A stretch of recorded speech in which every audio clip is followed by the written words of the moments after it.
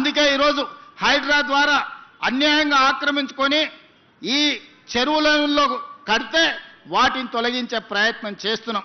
ఆ మధ్యకాలంలో మీరు చూసి ఉంటారు, అక్కినేని నాగార్జున గారు ఇన్కన్వెన్షన్ విషయంలో ప్రభుత్వం తొలగించింది.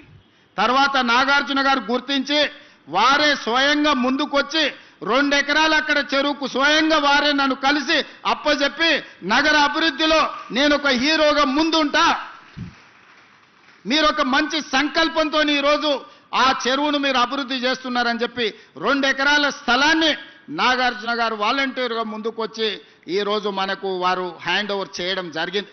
ఈరోజు బతుకమ్మ కుంట వి హనుమంతరావు గారు ఎప్పుడు అంబర్పేట చౌరస్తాలో బతుకమ్మ కుంట గురించి 40 ఏళ్ళు కొట్లాడి 40 ఏళ్ళ కేసును హైకోర్టులో కొట్లాడి ఇవాళ బతుకమ్మ కుంటను 6 ఎకరాలు బీఆర్ఎస్ నాయకులు ఆక్రమించుకుంటే ఆ కబ్జా నుంచి విడిపించి ఇవాళ బతుకమ్మ కుంటను తయారు చేస్తున్నాం. వచ్చే బతుకమ్మలు బతుకమ్మ కుంట అంబర్పేటలో మా ఆడబిడ్డలతో ఆడిపించే కార్యక్రమాలు తీసుకెళ్తున్నాం.